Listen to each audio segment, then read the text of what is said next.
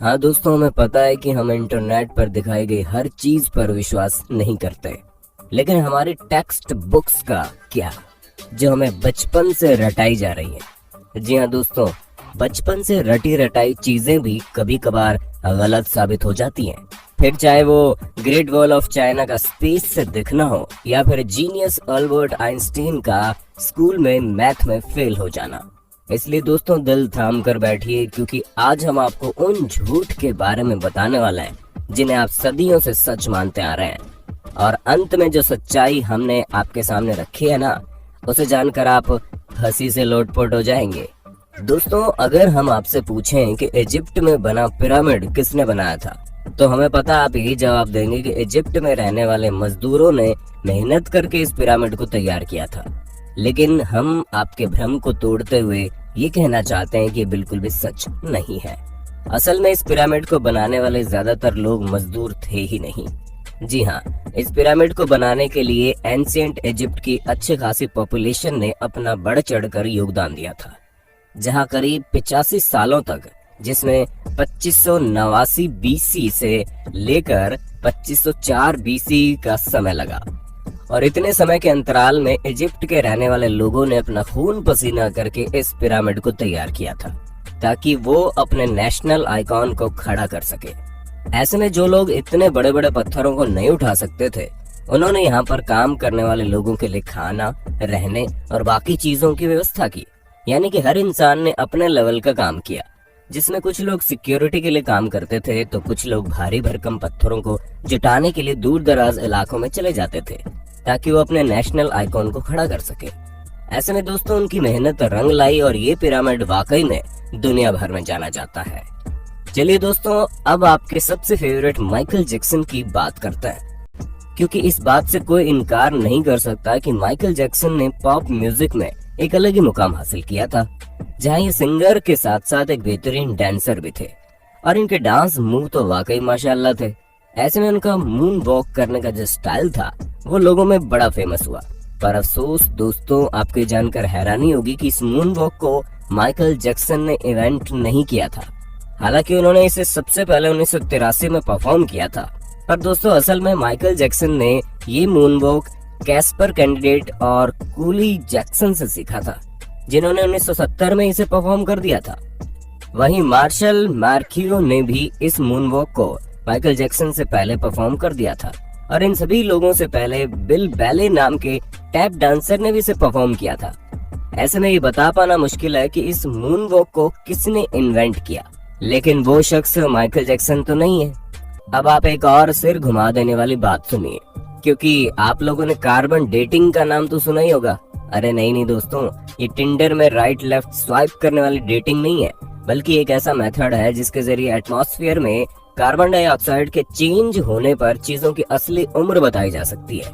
ऐसे में archaeologist carbon dating का इस्तेमाल करके ये पता लगाते हैं कि उनके द्वारा खोजी गई चीजें कितनी पुरानी है। और इसी वजह से हम भी आपको जितनी भी चीजों की जानकारी देते हैं, उनकी उम्र कार्बन डेटिंग के हिसाब से होती है। और विलर्ड लिबी नाम के जिस प्रोफेसर ने कार्बन डेट्स का पता लगाया था, और इस काम के लिए उन्हें नोबेल प्राइज भी मिला था। लेकिन दोस्तों दिल थाम लीजिए, क्योंकि हम आपको बता दें कि कार्बन डेटिंग के जरिए चीजों की असली उम्र पता लगाना बहुत मुश्किल है, क्योंकि हर जगह का एटमॉस्फेयर अलग अलग तरीके से चेंज होता है।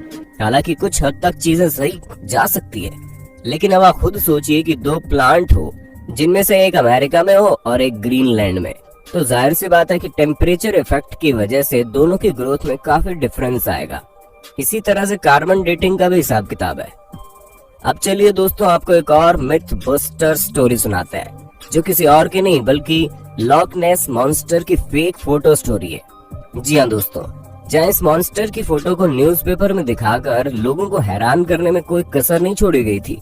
और कई सारे लोग तो इस बात पर विश्वास भी कर बैठे थे कि सालों पहले गायब हो चुका ये क्रिएचर अब वापस से तहलका मचाने आ गया है। ऐसे में दोस्तों लॉक नेस को स्कॉटलैंड में देखे जाने की बात कही गई। इस तस्वीर को सबसे पहले रॉबर्ट केनेथ विल्सन ने 1934 में लोगों के सामने रखा, और करीब 60 सालों तक इनकी ली गई इस तस्वीर को सच्चा समझा जा रहा था। लेकिन वो कहते हैं ना कि झूठ के दिन 4, सच चले 1000 साल। हाँ दोस्तों, हमें पता है हमारी बनाई गई कहावत उतनी अच्छी नहीं है, लेकिन इस जगह पर बिल्कुल फिट बैठती है, क्योंकि 1994 में ये बात लोगों के सामने आ गई कि लॉक नेस मॉन्स्टर का जो शेप उस तस्वीर में था वो कुछ और नहीं बल्कि एक टॉय सबमरीन थी, जिसे पानी में इस तरह डाला गया था कि वो उस क्रिएचर की तरह दिखाई दे। और ऐसा मर्म्यूडेक नाम के जर्नलिस्ट ने किया था ताकि वो अपने न्यूज़पेपर से बदला ले सके, क्योंकि उनके न्यूज़पेपर ने लॉक नेस मॉन्स्टर के बारे में छापने की वजह से उन्हें बातें सुना दी थी।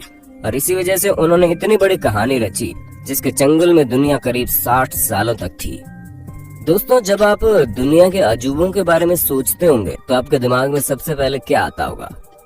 माचू पिच्चू, ताजमहल या ग्रेट वॉल ऑफ चाइना? लेकिन बाकी सबका तो ठीक है, लेकिन ग्रेट वॉल ऑफ चाइना के बारे में हम आपको बता दें, ये इतना भी ग्रेट नहीं है कि स्पेस से दिखने लग जाए। जी हाँ दोस्तों, क्योंकि सच्चाई तो ये है कि फिर चाहे वो मून ही क्यों ना हो, जो हमारे सबसे करीब है, और ये हम अपने मन से नहीं कह रहे बल्कि खुद नासा ने इस बात को साबित किया है।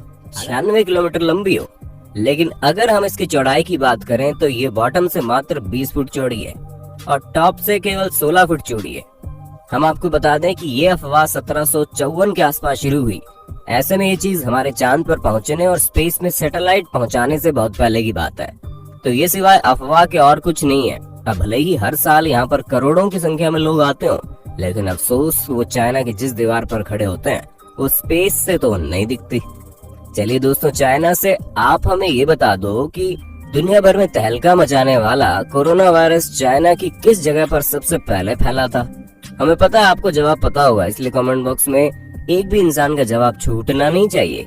वैसे दोस्तों, जब कभी भी आप वाइकिंग्स के बारे में सोचते होंगे तो आपके दिमाग में सबसे पहले चीज क्या आती होगी? हमें पता है ज्यादातर लोगों को बड़े से जहाज का साइज और सींग निकले हुए हेलमेट याद आते होंगे, पर हम आपको बता दें ये दोनों ही चीजें झूठी हैं, जो कि हमारी मेन स्ट्रीम मीडिया द्वारा हमारे दिमाग में डाली गई। असल में कई सारे हिस्टोरियंस को वाइकिंग्स के समय के टूल्स मिले हैं, जिनमें से एक भी हेलमेट ऐसा नहीं मिला जिसमें सींग लगे हों। हालांकि ये माना जा सकता है कि वो लोग लड़ते टाइम खुद को बचाने के लिए हेलमेट का यूज करते होंगे, लेकिन इसका मतलब ये नहीं है कि उनके हेलमेट में ही डायरेक्ट सींग लगे हों।